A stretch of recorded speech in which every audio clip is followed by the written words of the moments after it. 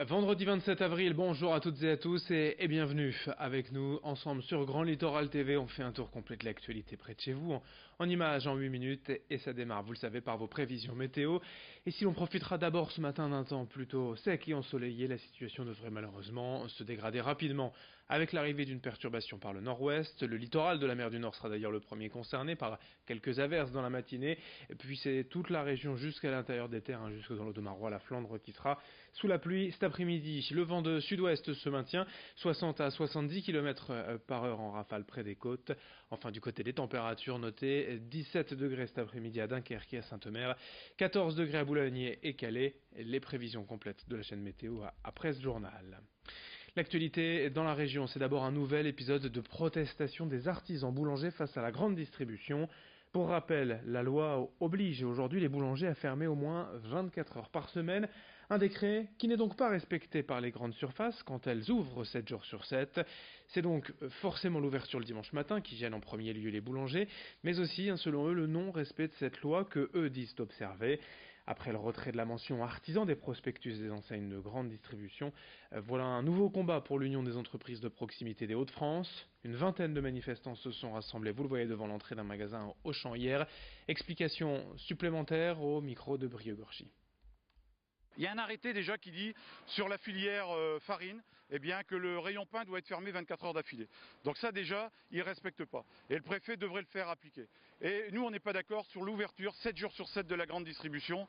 On est en train de parler du commerce de proximité, de l'artisanat, et ils vont massacrer nos cœurs et nos centres-villes. Alors on n'est pas d'accord et on est à fâche. On fait ralentir la route, on peut aller se mettre sur le bord de l'autoroute, ou alors on va rentrer dans les grandes surfaces et on va bloquer la grande surface. Il faut savoir que de toute façon, on veut être entendu, et entendu, c'est autour d'une table avec les élus politiques qui vont devoir afficher quelle couleur. Est-ce que c'est la couleur de l'artisanat et du commerce de proximité ou est-ce que c'est la couleur de la grande distribution ? Un chiffre aussi à vous donner dans ce journal, 1 milliard d'euros, c'est la somme considérable que les commissions de surendettement de la Banque de France ont traité l'an dernier à rien que dans la région, soit près de 25 000 familles surendettées et accompagnées. Le phénomène est d'ailleurs 30% plus important ici dans la région qu'en France et survient souvent du fait d'accidents de la vie marqués par le chômage, un divorce ou une maladie. Pour ces familles, tout de même, plusieurs options existent, notamment le rééchelonnement de la dette pour 3 quarts des cas et parfois pour les dossiers les plus difficiles, la suppression pure et simple de l'endettement. Heureusement, depuis 3 ans, on note quand même une baisse de 6% des saisines de la commission de surendettement. Explication au micro de Xavier Silly. Le profil type, ce sont des personnes seules pour 2 tiers. Ce sont des femmes pour 54%, ce sont pour plus de la moitié des personnes sans aucune capacité de remboursement. Et dans ces cas-là, ces situations les plus difficiles, la commission prononce, présidée par le préfet, un effacement pur et simple des dettes. Un chiffre, sur l'ensemble de la région, c'est 1 milliard d'euros de dettes que nous avons traitées, dont un quart a été effacé. Dans cette édition également, on passe à toute autre chose, à Calais. La nature s'enracine en ville. Depuis plusieurs mois, les habitants peuvent en effet demander aux services municipaux de venir installer des pots de fleurs et arbustes devant chez eux et des graines à planter soi-même afin de combler les trous, les brèches dans le sol entre le trottoir et sa maison. Les végétaux, la terre, le compost, tout est fourni par la mairie. Ce projet s'inscrit en fait dans le cadre du dispositif européen Nature en ville qui prévoit notamment l'interdiction d'employer des produits phytosanitaires depuis janvier 2017. Pour embellir la ville, éviter les crottes de chiens, les mauvaises herbes le long des trottoirs, la municipalité a donc fait le choix du 100% végétal et déjà plus de 200 habitants ont contacté la mairie pour obtenir ces pots de fleurs. Il y a désormais une liste d'attente. Explication sur place au micro de Louis Caillé.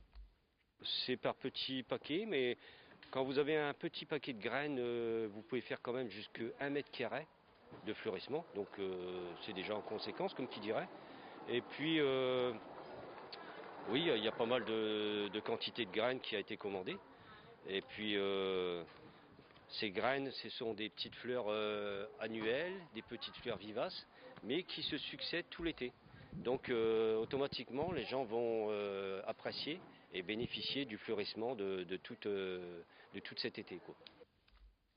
Et puis le grand angle de la rédaction dans cette édition sur Grand Littoral TV, c'est l'un des jeux les plus connus de la télévision française. Question pour un champion se décline aussi dans des clubs, ici même sur le littoral, notamment à Arques. Reportage signé Louis Caillé. Formé de 2 lettres, quel nom porte ce fleuve du Nord bien connu des cruciverbes? Oui. Comment se nomme le pont de la chanson enfantine sur le pont d'Avignon? C'est sans doute le jeu le plus connu de la télévision française. Des questions, un buzzer et une bonne ou une mauvaise réponse.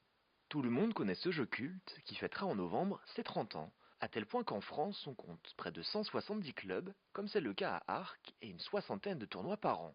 Quand on vient, on a des questionnaires avec soi et puis on se relaye.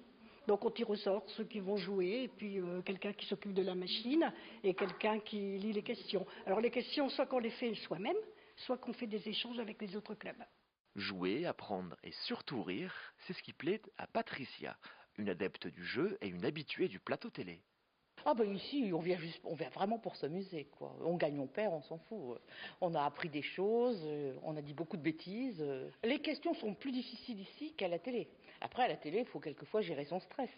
Détente pour certains, compétition pour d'autres, comme Gilbert, ancien professeur d'histoire-géographie à la retraite, qui voit cet exercice comme une véritable séance de sport. Quand on prend de l'âge, c'est un très bon exercice parce que de ce fait-là, on a tendance à s'intéresser, à essayer de progresser, donc on lit, on essaie de retenir, ça fait travailler la mémoire, la vitesse. Parce qu'en fait, il y a aussi, c'est un petit peu comme, j'allais dire, du sport, il y a une question d'entraînement qui joue, c'est pour ça que les gens qui n'y participent pas sont des fois un petit peu impressionnés, mais c'est exactement comme de vouloir faire un 1500 mètres sans entraînement, quoi. Mais au-delà de l'entraînement, comme le dit si bien Gilbert, il faut être curieux et s'intéresser à tout, ou presque. Moi, de temps en temps, je m'astreins, c'est dur, mais à écouter quelques petites choses modernes, quoi. Enfin, j'ai beaucoup de mal en musique, donc là, je progresse pas. Mais voilà, les oreilles, quand même, ont leurs limites. Mais parfois, l'entraînement et la curiosité ne suffisent tout simplement pas. Quelles grandes plumes de la queue des oiseaux doivent leur nom au fait qu'elles servent à diriger leur vol? Oui, Frédéric? Je ne sais pas. Les autres alors, les autres, vite, on en profite. Moi non plus. Là, ça fait beaucoup quand même. Allez, rapidement, pour terminer en basket, le SSM Le Portel joue à Dijon ce soir à 20h30. Le BSM Gravelines Dunkerque jouera demain soir à 20h à Lasvel. Et puis en football en national, Boulogne se déplace à Cholet, Dunkerque à Pau. Les 2 matchs de national en football ce soir, 20h. Fin de cette édition. Merci à vous de l'avoir suivi. Très belle journée à toutes et à tous. Ensemble, évidemment, sur Grand Littoral TV.